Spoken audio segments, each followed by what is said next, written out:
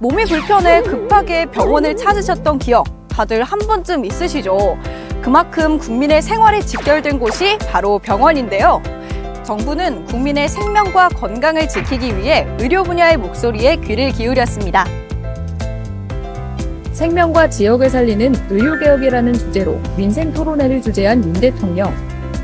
의료체계를 직접 이용하는 환자 보호자와 의료 최전선에서 애쓰고 있는 의료인까지 모두 모였습니다.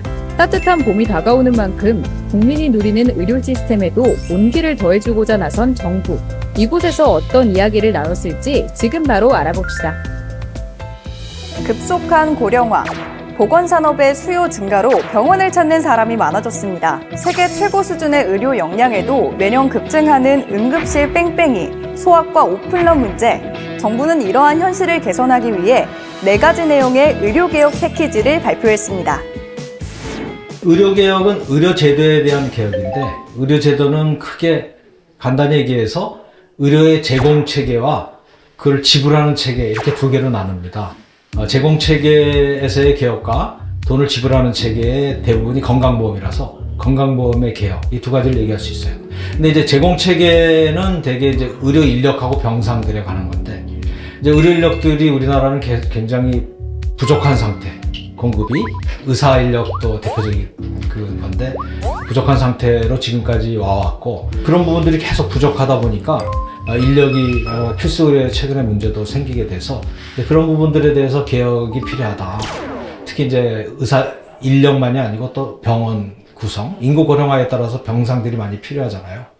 적절한 병상들이 제대로 제공되게, 뭐 이런 거에 대한 개혁들이 이제 제공체계의 개혁이라고 한다 그러면, 또 하나의 개혁은 그런 서비스를 제공하는 거에 대응해서 돈을 지불을 해야 되는데, 그것은 결국 국민들이 부담을 해야 되잖아요.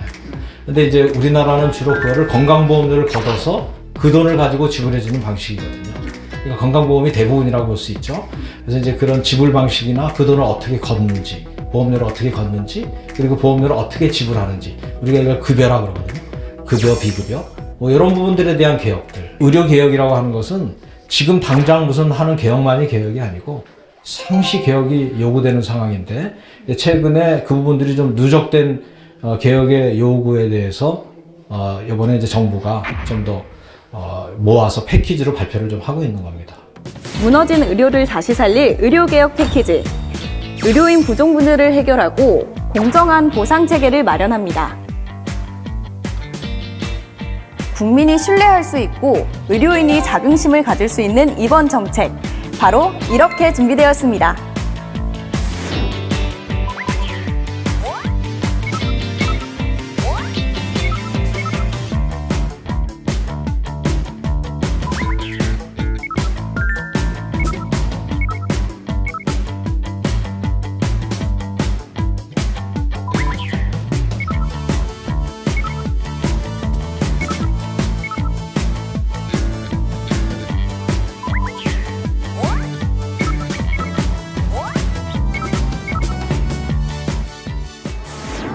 특히 가장 주목할 점은 의료인력 확충, 그중에서도 의과대학 정원 확대인데요. 그 이유는 무엇일까요? 통계에 따르면 2035년까지 더 필요한 의사의 수는 약 15,000명. 아무리 좋은 인프라가 구축이 되어도 환자를 볼 수 있는 의사가 없다면 응급 환자는 자신을 받아줄 병원을 찾아 헤매게 되겠죠. 그래서 의료인력 확충이 필수적인데요. 이와 같은 내용들을 고려해 의과대학 정원 확대 규모를 결정할 예정입니다. 당장 그 의료 이용에 있어서 의사들이 부족해가지고 응급실에 가니까 의사를 구하기 힘들고, 소아과에 오픈런 발생해도 의사들을 구하기 힘든다든지, 뭐 이런 인력의 문제가 있겠죠. 그리고 나이 든 노인들은 대개 움직이지 못하니까 집에서도 방문해서 의사들이 케어를 해줘야 되고 간호사들이 와서 간호를 해줘야 되는데, 그런 인력을 공급받지 못하면 그 노인들이, 만성질환을 안고 사는 노인들이 제대로 된 의료를 받을 수가 없죠. 옛날에는 그러지 않아도 가능했는데 이제는 베이비붐 세대들이 그런 의료 수요 계층으로 다 옮아가기 때문에 그런 대응이 필요한 거예요. 전체 증원이 일단 필요 조건인데, 그 필요 조건은 지금 약속을 했으니까 정부가 지키겠죠.